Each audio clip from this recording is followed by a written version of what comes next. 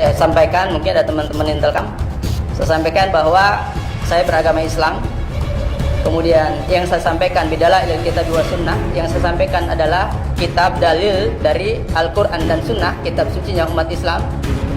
Islam menari dalam genderang-genderang mereka. Politik belah bambu, yang satu dipelihara, yang satu dimusnahkan, yang satu diangkat, yang satu dijatuhkan, yang satu dibiayai, yang satu dibinasakan, yang satu dikasih modal, yang satu didukung, yang satu disupport, yang satu dihancurkan, dibubarkan dan dibunuh. Merasa hebat, merasa paling benar, merasa paling NKRI. Ketika kami sadar bahwa kami tidak bersyukur pada Allah Subhanahu wa taala, lalu kami semua bertaubat dan kami bersatu, maka kalian dengan sendiri akan terusir dari bangsa ini. Al-jihadu sabiluna. Jihad di jalan Allah adalah jalan kami. Al-mautu fi sabilillah asma amanina. Mati di jalan Allah adalah cita-cita tertinggi kami. Resiko menyampaikan kebenaran ada 3, selalu saya sampaikan. Yang pertama, kalian akan ditangkap, kalian akan dipenjara. Yang kedua, kalian akan ditangkap kemudian diasingkan. Dan yang ketiga, kalian akan ditangkap, ditembak dan dibunuh. Ketika di Baghdad pada tahun 1258, ada seorang tamu mengatakan, aku atau saya adalah tamu di sini. Anda adalah tuan rumah. Silahkan ambil barang-barang Anda yang kalian cintai, yang cocok untuk saya, dan tinggalkan tempat ini. Ma'asyiral muslimin rahimakumullah. Yang berkata saat itu adalah Hulagu.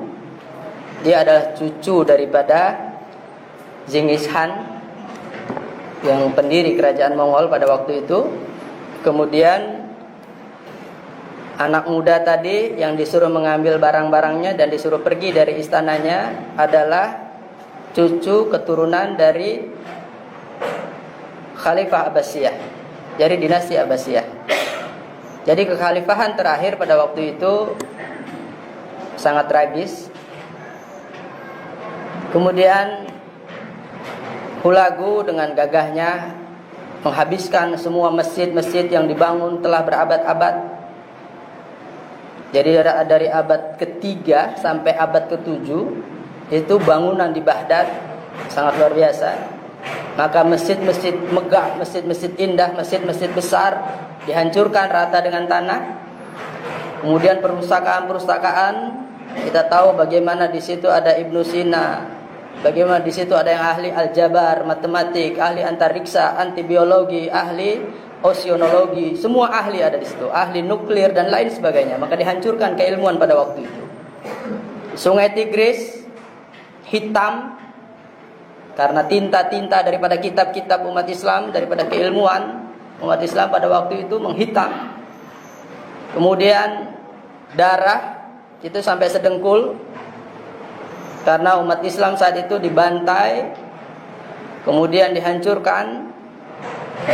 Ini adalah kejadian sudah beberapa abad yang lalu. Ma'asyiral muslimin rahimakumullah. Singkat cerita, kemudian Hulagu bikin markas besar di luar Baghdad. Kemudian memberikan peringatan kepada semuanya, atau memberikan pengumuman kepada semuanya, bahwa Hulagu ingin bertemu dengan ulama terkenal, ulama yang paling pintar, ulama yang paling lihai, dan dia ingin bertemu. Maka diumumkan semuanya. Dalam satu riwayat dikatakan ada 200.000 umat Islam pada hari itu dimusnahkan. Tapi pada riwayat lain ada yang mengatakan 400.000 pada hari itu juga dihabiskan oleh pasukan Mongol. Kita tahu pasukan Mongol waktu itu dibantu oleh pasukan Cina, ya. Ini nanti bisa lihat di kejayaan dan keruntuhan daripada kerajaan Mongol. Nah, kemudian Singkat cerita, ketika diumumkan bahwa Hulagu ingin bertemu seorang ulama atau satu ulama yang mahir, yang jago, yang lihai, tapi karena kebengisannya, karena galaknya si Hulagu, maka tidak ada satu ulama pun yang berani untuk menghadiri undangan Hulagu. Di tengah-tengah kegentingan itu, maka ada seorang anak muda yang jenggotnya saja belum tumbuh, anak muda, guru madrasah.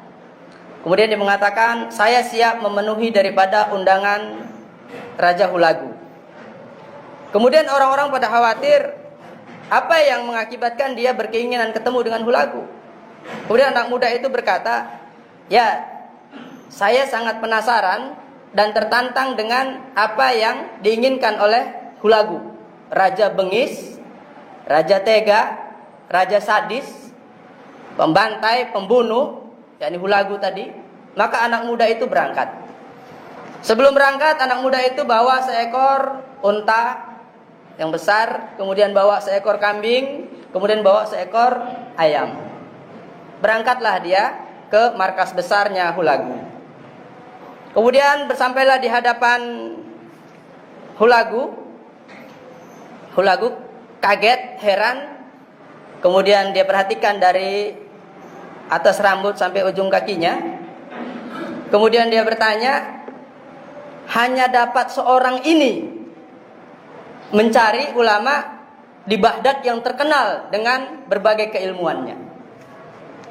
Mendengar ucapan itu, kemudian anak muda itu berkata, wahai Tuan, kalau Tuan mau ketemu yang lebih besar dari saya, di luar ada onta.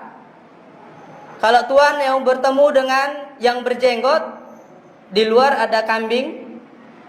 Kemudian kalau Tuan mau bertemu dengan yang bersuara lantang, di luar ada ayam. Tuan bisa mau ketemu di Baghdad ini dengan yang model apa saja. Mendengar ucapan itu, maka Hulagu tercengang dan kaget. Dan dalam hatinya berkata bahwa anak muda ini bukan orang sembarangan. Kemudian Hulagu bertanya, ada dua pertanyaan saya kepada Anda, wahai anak muda. Yang pertama, apa yang menyebabkan kami,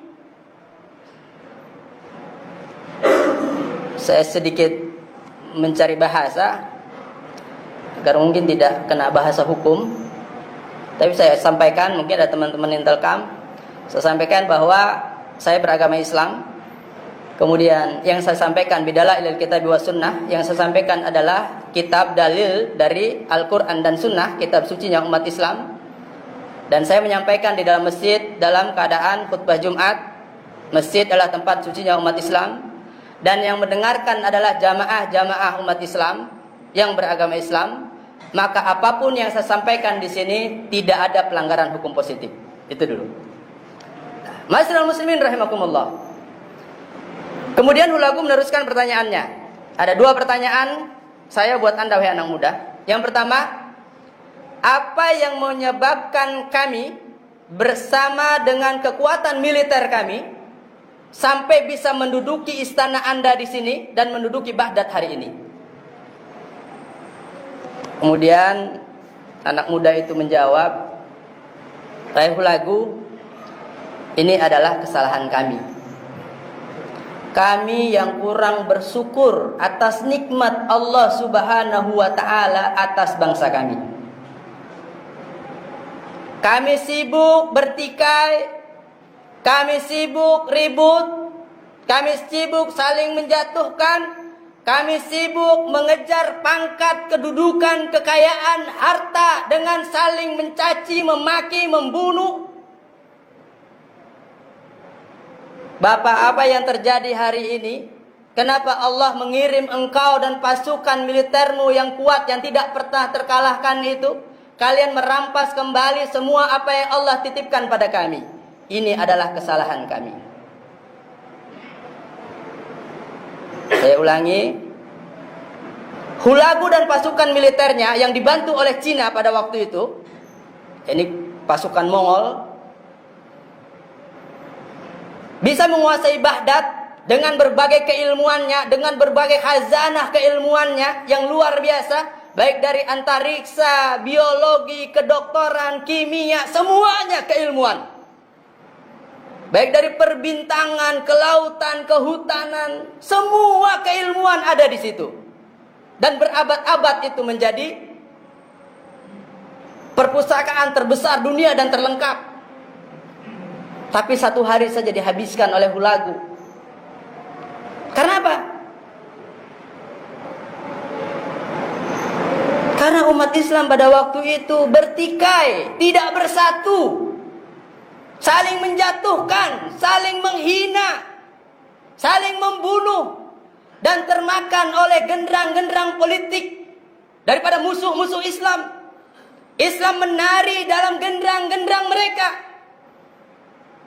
Politik belah bambu, yang satu dipelihara, yang satu dimusnahkan, yang satu diangkat, yang satu dijatuhkan, yang satu dibiayai, yang satu dibinasakan, yang satu dikasih modal, yang satu didukung, yang satu disupport, yang satu dihancurkan, dibubarkan dan dibunuh.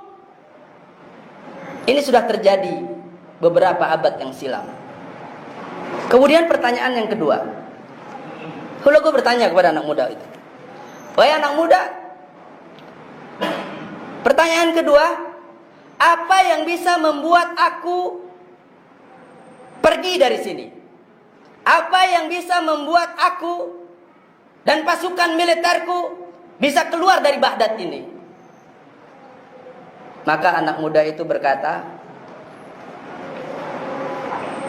ya, kami akan bisa mengusir Anda dan pasukan Anda ketika kita kembali bertaubat kepada Allah Subhanahu wa taala.